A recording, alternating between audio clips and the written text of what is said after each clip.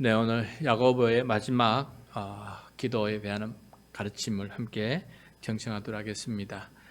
예루살렘 교회 이대 담임 목사님이시자 예수님의 친동생인 야고보가 또 오늘은 무슨 말씀으로 우리에게 기도를 가르치는지 예루살렘 교회의 모든 성도들뿐만 아니라 흩어진 모든 교회인들에게 설교하는 말씀입니다. 당부하는 말씀입니다. 야고보를 통해서 하나님께서 주시는 음성을 함께 듣고자 합니다. 먼저 야고보는 기도가 어떤 상황이든지 일상화되어야 된다. 기도의 일상화에 대해서 먼저 우리들에게 가르쳐주고 있어요. 13절 말씀인데 우리 다시 한번 읽도록 하겠습니다. 너희 중에 고난 당하는 자가 있느냐? 그는 기도할 것이요. 즐거워하는 자가 있느냐? 그는 찬송할지니라. 자, 고난 당하는 자는 어떻게 해야 되느냐? 그 사람은 기도하는 사람이 되어야 된다라고 말씀하고 있습니다. 왜 기도해야 됩니까? 고난이 쉽게 이길 수 없는 것이기 때문에 간단한 것 같으면 기도가 필요하겠습니까? 예를 들어서 오늘 길 걷다가 잠깐 앞으로 넘어져서 조그마한 무릎에 상처 하나 났다 그러면은 기도할 것도 없지요. 그냥 이기면 됩니다. 또 들고 일어나면은 하루에 따까리 붙으면 며칠 지나면 따까리 떼주면은 다 낫는 거예요. 그런 기도 필요도 없는 고난이죠. 그런데 여기서 고난한 것은 우리의 삶을, 우리의 믿음을 방해하고 또 실족하게 만드는 그런 고난을 당할 때 우리는 어떻게 해야 되느냐? 당연히 기도해야 된다. 기도 없이는 이겨나갈 수 없다라는 것을 말씀해 주고 있어요. 그래서 이 고난을 이기도록 혹은 오래 참고 인내하도록 하나님의 은혜와 능력을 구하는 그런 기도자가 되어야 된다라는 것을 말씀해 주고 있습니다. 힘이 없는데도 능력이 없는데도 인내할 힘이 없는데도 기도하지 않는다면 그것은 믿음이 없거나 교만한 것이죠. 그 다음에 또 즐거워하는 자가 있느냐? 그는 찬송할지니라고 되어 있어요. 즐거워한다, 그건 좋은 일이 생기는 거죠. 좋은 일이 생길 때에는 하나님을 찾는 경우가 별로 없지 않습니까? 그렇지만 여기서는 좋은 일이 생겨도 찬송하라. 찬송한다는 것은 감사기도 아닙니까? 운율이 있는 감사기도. 그래서 이 모든 것들 은혜를 베풀어 주신 하나님 감사합니다 하면서 그렇게 기도하는 것, 이것이 바로 우리가 해야 될 기도의 내용이다, 기도의 모습이다 라는 것을 우리들에게 가르쳐주고 있는 것입니다.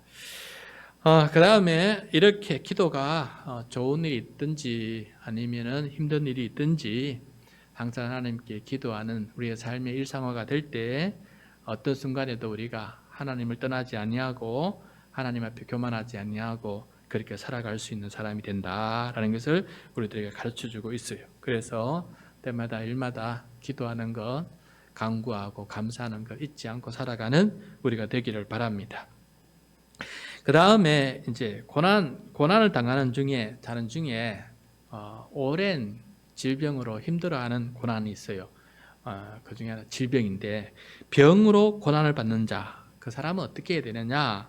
그에 대해서 오늘 우리들에게 말씀해 주는 내용이거든요. 그래서 그 말씀을 함께 살펴보도록 하겠습니다. 오늘 말씀 14절입니다. 14절 시작. 너희 중에 병든 자가 있느냐? 그는 교회의 장로들을 청할 것이요. 그들은 주의 이름으로 기름을 바르며 그를 위하여 기도할지니라. 자, 병든 자가 혼자 간구하기에 벅찰 때, 누군가가 도움이 필요할 때, 또 예배당에 나오지 못하고 혼자 집에 누워서 병아리를 할 때에는 힘들지 않습니까? 그때는 교회 장로들을 청하라라고 말씀하고 있어요. 교회 장로들이 누굽니까? 오늘날로 말하면 교회 지도자, 목사, 장로, 권사, 안수집사 이런 항종직들 아니겠습니까? 교회를 이끌어가는 지도자들, 그들을 불러서 기도를 요청하라라고 이렇게 당부하고 있는 것을 보게 됩니다. 그렇게 청함을 받은 장로들은 병자의 집을 방문해서 기도를 이렇게 하게 되는데, 기도를 할 때 어떻게 하느냐? 치유를 바라는 마음으로 기도를 해야 되기 때문에 치유하시는 주님의 이름을 부르면서 그렇게 기도를 하게 됩니다. 주여, 주께서 치료자이시니 이 병자의 병을 치료하여 주십시오.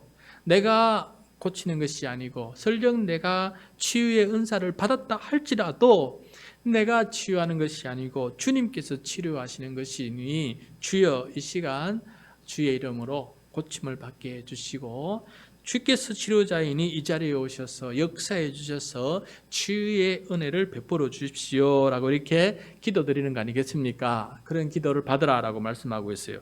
근데 여기 보면은 병자를 위해서 안수하여 기도할 때, 안수한다거나 손 얹어서 기도하는 건데, 여기 보면은 병자에게 기름을 바르며 주의 이름으로 기도하라 라고 되어 있어요. 자, 손을 얹고만 기도해도 되는데 이렇게 기름을 발라라, 이게 무슨 의미일까? 이게 좀 궁금하지 않습니까? 이것은 오래된 전통이에요. 마가복음 6장 12절 13절 보면은 예수님께서 살아계실 때에도 제자들은 그렇게 나가서 기도한 것을 보게 됩니다. 화면을 보면서 마가복음 6장 12절 13절 같이 읽겠습니다. 시작. 제자들이 나가서 회개하라 전파하고 많은 귀신을 쫓아내며 많은 병자에게 기름을 발라 고치더라. 예, 여기서 보면은 고치는데 기름을 발라 고치는 그런 일을 하고 있는 것을 마가복음에도 기록하고 있는 것을 보게 돼요. 예수님께서도 이제 고칠 때 때로는 기름은 아니지만은 진흙을 이겨서 눈에 바르기도 하고, 침을 뱉어서 눈에 바르기도 하고, 눈에 손을 대기도 하고, 그렇지 않았습니까? 침 혹은 진흙 이런 걸 통해서 발라가면서 그렇게 기도했던 그 모습이 있어요.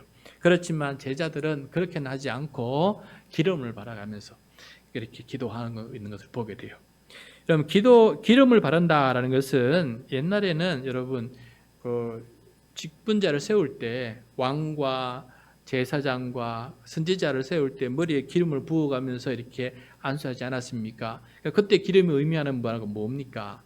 하나님의 임재와 하나님의 역사가 함께하고 너를 지명하여 불렀고 세운다라고 하는 그 의미를 그 기름에 담아서 이렇게 부은 거 아니겠습니까? 그러므로 기름 그 자체는 신비한 능력이 있는 게 아니에요. 그 기름을 통해서 하나님께서 우리에게 기름 부으시고 성령을 부어주시고 우리를 일꾼으로 세워주신다고 하는 그런 하나님 약속의 의미가 그 속에 담겨져 있지요. 그래서 기름 부음을 받는 거 보면서, 아하, 지금 우리 눈에 보이지 않는 하나님께서 이렇게 우리에게 성령을 부어주시면서 일꾼을 세우는구나 라는 것을 깨닫게 된 거 아니겠습니까?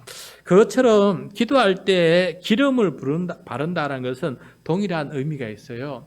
성령님께서, 치유하시는 성령님께서, 치유하시는 하나님께서 임재하셔서 그를 치료하고 계신다. 성령을 기름 부으셔서 치료의 역사가 일어나고 계신다. 그 믿음의 표현으로, 그 믿음의 증거로 그렇게 기름을 발라가면서 그렇게 기도했다는 것이죠. 그래서 단순히 손만 얹는 것이 아니라 그 기름 부음의 전통을 이어받아서 하나님, 더 간절한 마음이 담기는 거 아니겠어요? 하나님, 정말 이렇게 기름 부으듯이 주님께서 친히 이 자리에 함께 하신 줄 믿사오니 성령님이여 역사해 주십시오 하는 그런 마음으로 그렇게 기도하게 된 것입니다. 그래서 기름 부음 받을 때에도 병자들은 더 감사히 여겼지요. 그래서 기름까지 발라주시고 기도해 주시고 안수해 주시니 더 마음으로 병자도 믿음을 가지고, 더 큰 믿음을 가지고 그렇게 기도에 동참할 수 있게 된 것이죠. 그런데 그때 당시 또 문화를 통해서 살펴보건대 이 감람류 기름은 실제로 치료 약재였다고 합니다. 오늘날 같이 뭐 약이 있는 것도 아니고 약이 개발된 것도 아니고 의사가 있는 것도 아니고 수술할 수 있는 것도 아니고 그냥 몸에 좋다는 민간요법을 통해서 그렇게 치료하는데, 일반 서민들이 가장 쉽게 근접해서 바로 찾을 수 있는 치료 약재가 뭐냐면은 이 바로 감람류였어요. 감람류. 그래서 감람류를 먹음으로써도 치유가 될 때도 있고 감람류를 바름으로써 치료받을 때도 있었다고 합니다. 오늘날 우리가 뭐 식용유를 감람류를 먹이는 것보다 약을 먹고 바르는 게 훨씬 더 빠르지요. 그런데 아직까지 그것이 발견되지 못할 때에는 그것조차도 약이 되었다는 거 아니겠습니까? 그러므로 이것이 이 치료의 약재를 약으로 사용됐다는 그 당시 문화를 경험해 볼 때, 그러면 이런 것이 우리가 적용할 수가 있어요. 아, 약도 바르면서 기도도 주의 이름으로 기도도 했구나. 그러면 이 약은 하나님의 역사에 동참하는 것이구나라는 것을 깨닫게 된 거예요. 그래서 오늘날 우리가 얼마나 그동안 수많은 병자들과 수많은 사람들이 중보를 통해서 주여 고쳐주시옵소서, 주여 수많은 병자들 다 고쳐주십시오, 의사는 없고 병 치료 은사를 받은 사람은 없고 한데 수많은 사람들이 치료를 받지 못하고 죽어가고 있습니다 했더니 하나님께서 의사를 세우시고 의료 기술을 개발하게 하시고 약을 개발하게 하셔서 수많은 수술과 수많은 약을 통해서 이 많은 사람들을 치료하는 그런 하나님의 긍휼이 나타나서 이제 수많은 사람들이 병으로부터 치료받을 수 있는 그런 기회가 많이 생기게 된 것이죠. 저는 이것은 하나님께서 우리 인류를, 병든 자를 긍휼히 여기시고 그때그때마다 즉시 치료해 주시려고 하나님께서 베푸신 그런 치료의 손이다라고 저는 생각합니다. 그래서 어느 병원에 가면, 기독교 병원에 가면은 치료자는 하나님이시고 의사는 봉사자입니다라는 그런 문구가 새겨져 있는 것처럼 하나님께서는 그렇게 우리를 돌보고 계신다라는 것이에요. 그런데 오늘날에는 이게 이제 믿는 사람도 적어지고 또 의료기술이 너무 발달하다 보니까 의사를 의지하고 약을 의지하는 것이 더 중요해지고 하나님께 기도하는 것은 뜸해지는 일들이 벌어지게 되고 있다라는 것이 안타까운 일입니다. 비록 의사가, 약사가 기도함으로 치료해 주거나 기도함으로 약을 주는 건 아니지만은, 그러나 치료받는 우리는, 또 약을 먹는 우리는, 또 옆에서 중보하는 우리는 하나님께서 치료하신다, 주의 이름으로 치료하신다, 옛적에 기름을 바르며 치료해야 됐던 것처럼 이 약과 치료를 통해서 나를 치료하신다라는 그러한 간절한 기도 가운데 치료자이신 하나님께 감사함으로 그 믿음으로 믿음의 기도를 드리면서 치료에 나아가야 되는데, 오늘은 기도도 없고 하나님도 없고 그냥 도움과 보험으로 모든 것을 해결하는 만능 시대가 되었다 보니까 하나님을 의지하는 것보다 명의를 의지하고 좋은 병원을 의지하고 좋은 치료법을 의지하는 이런 것에 너무 신경 쓰다 보니까 어느 순간 하나님 앞에 기도하는 것은 사라져가고 있는 이 시대가 되었다라는 것을 봅니다. 그래서 안타깝지만은 우리는 그렇게 살아서는 안 되겠습니다. 작은 감기약 하나 먹을 때에도 하나님, 기름을 바른 것처럼 제가 약을 먹습니다. 주여, 주의 이름으로 고쳐주시고 치료해 주십시오. 그렇게 기도할 때 정말 치료자이신 하나님께 감사하는 마음이 생기지요. 그렇지 않고 약만 먹으면은 하나님께 감사하지도 않고 그저 치료된 것에 대해서 하나님 앞에 원초적으로 치료하게 하신 하나님을 우리가 무시하는 삶을 살아갈 수 있으니, 그러므로 우리가 기도하는 사람이 되어야 된다라는 사실을 명심하고 그렇게 기도하는 우리가 되어야 되겠습니다. 자, 그렇게 기도하면서 치료에 동참하게 될 때 우리는 그 다음 말씀을 이해할 수 있게 됩니다. 15절입니다. 믿음의 기도에 대해서 말씀해 주고 있는데 15절 말씀 같이 읽겠습니다. 믿음의 기도는 병든 자를 구원하리니 주께서 그를 일으키시리라. 혹시 죄를 범하였을지라도 사하심을 받으리라. 자, 주의 이름으로 기름을 바르며 또 치료약을 먹고 바르며 기도하는 것이 바로 믿음의 기도예요. 주의 이름이 빠지고 기도가 없는 상태에서 기름만 바른다면은 이거는 믿음의 기도가 없는 그런 치료 방식이죠. 믿음의 기도는 주님께서 병든 자를 구원하시는 것을 볼 수가 있어요. 단순히 육체의 질병에서만 구원하는 것이 아니라 영적인 질병인 죄로부터도 구원하신다라는 사실을 우리가 꼭 명심해야 되겠습니다. 여기에 우리가 영적인 의미가 담겨져 있는데, 병이 낫게 해서 사라지듯이 우리 죄도 낫게 해서 사라지시는 하나님의 참된 구원의 역사가 여기에 함께 동행한다는 것을 우리가 생각해 보아야 돼요. 금방 읽은 15절 말씀 보시면은 혹시 죄를 범하였을지라도 라는 말이 나와요. 그 병이 혹시 죄악된 행위 때문에 생긴 것일 수가 있어요. 죄악된 행위 때문에 그 병이 생길 수 있습니다. 원래 질병이라는 것이 인간의 죄 때문에 시작이 되었고, 인간의 죄악이 축적되어서 오랫동안 축적되어서 세상에 관영하는 것이 바이러스고 질병이에요. 그래서 이거 단순히 내 죄 때문에 질병이 일어났다라고 말할 수 없는 것들이 너무나 많습니다. 예를 들어서 코로나, 우리 얼마 전에 전 지구적으로 겪었던 코로나, 이것은 인류의 축적된 죄악 때문에 생겨난 질병이에요. 그래서 그 속에 나의 죄도 직간접적으로 포함이 되어 있어요. 코로나가 인류의 죄악 때문에 생겼다 그래서 나는 거기에 아무것도 참여하지 않았다는 것은 잘못된 것입니다. 왜냐하면은 예를 들어서 박쥐를 통해서 코로나가 생겼다는데 박쥐가 왜 남쪽에 있다가 북쪽으로 올라왔습니까? 지구온난화 때문에. 열대야가 북쪽으로 올라가니까 그걸 따라서 올라온 거 아니겠어요? 근데 그 박쥐에게 사람들이 다가가서 그 지역을 침범하니까 박쥐에게 있는 그 바이러스가 인간에게 들어옴으로써 이게 코로나가 발생했다라고 생각할 때, 그렇다면은 이렇게 박쥐의 움직임을 일으킨 인류의 이 지구 온난화를 일으킨 모든 인류의 죄가 거기에 포함이 되어 있는 거 아니겠어요?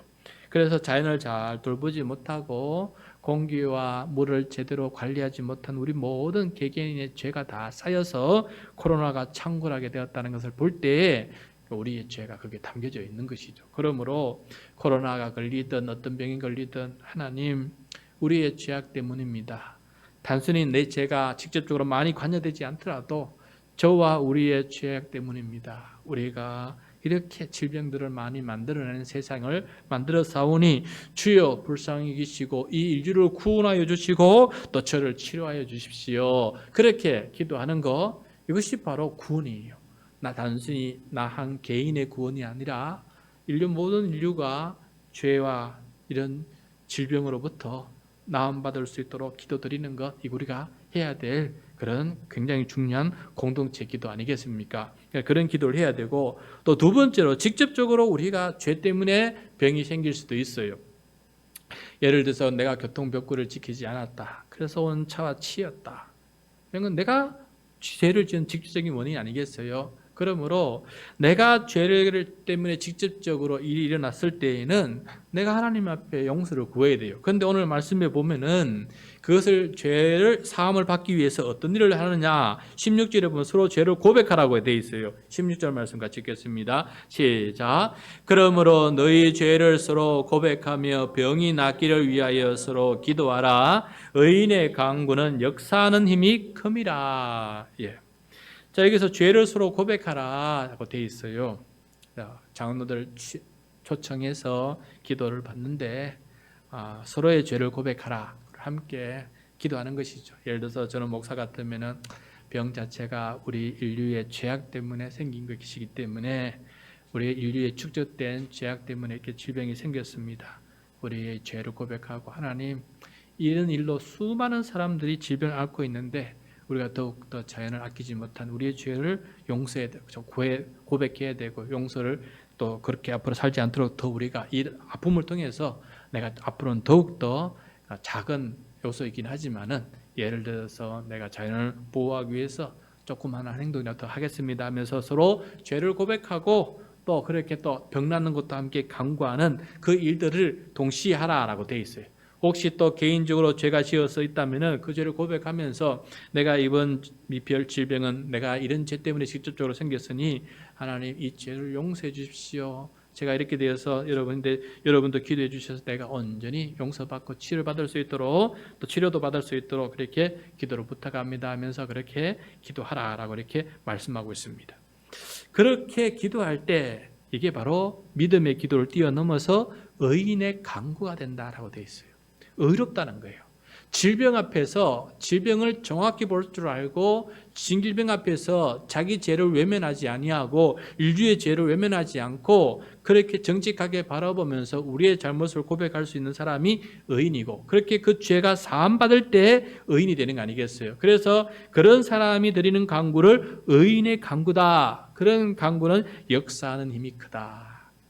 우리의 죄도 변화되는 역사하는 힘이 크고, 인류의 죄도 변화되는 역사는 힘이 크고, 그런 기도와 의인의 간구가 모이면 모일수록 이 사회적으로나 큰 역사, 공동체적으로나 하나님의 뜻을 향해서 변화되는 역사가 일어나는 힘이 클 것이다 라고 이렇게 말씀해 주고 있는 것을 보게 돼요. 그래서 이 야고보의 이 기도는, 병든 자를 위한 기도는 단순히 아픕니다, 낫게 해주십시오 이걸 떠나서 우리 전체 인류의 죄, 우리의 각자의 죄까지 포함해서 인류의 질병의 근본 원인인 이 죄를 근본적으로 깨닫고 그에 대해서 회개하는 그런 정말 구원, 이 질병의 치료가 아니라 인류 구원을 향한 죄로와 죽음으로부터 구원받는 그 사건을 생각하면서 그렇게 기도하는 사람이 되자라고 이렇게 아주 깊이 있는 이야기를 우리들에게 들려주고 있는 것을 보게 됩니다.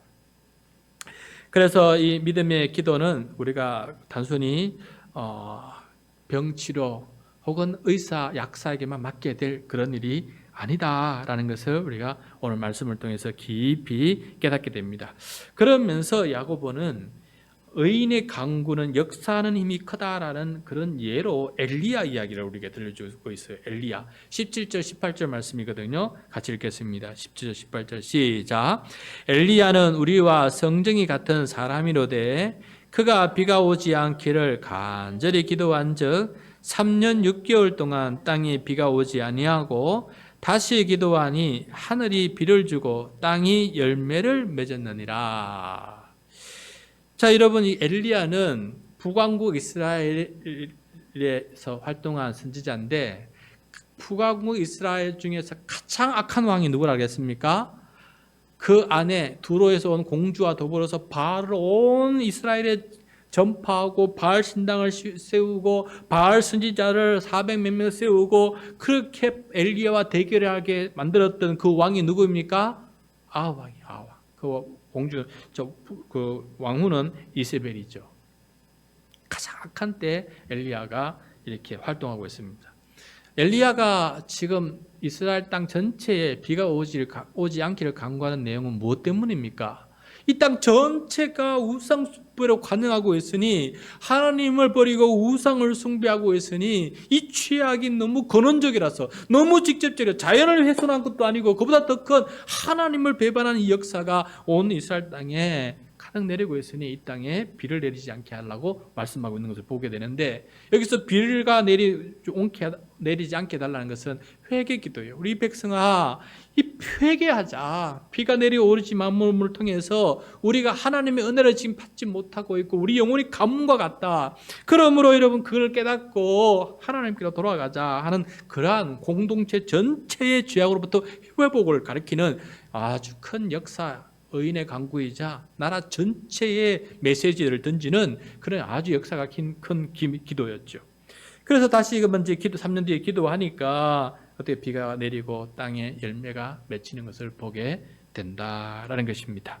그러므로 여러분 이 엘리야의 기도가 의인의 기도, 역사하는 힘이 크다라는 것은 정말 우리 모두의 공동체 전체의 죄악을 회개하고 하나님 앞에 돌아서는 이 영적인 큰 구원이 우리에게 필요함을 알려주는 그런 큰 기도의 의인의 간구의 역사다. 비록 그것이 인간의 질병에 대한 이야기는 아니지만은 영적인 질병에 대해서 얘기하는 거 아니겠습니까? 제 육체적인 질병보다 더 큰 질병은 영적인 질병이에요. 그 질병으로부터 나음받음으로 말미암아 이 사회가 더 하나님 보시기에 아름다운 언약의 백성으로 회복되는 것, 그것을 바라면서 이렇게 간구하고 있는 것을 보게 된다라는 것입니다. 그래서 여러분 오늘 저 설교 제목을 의인의 간구라고 이렇게 잡아보았어요.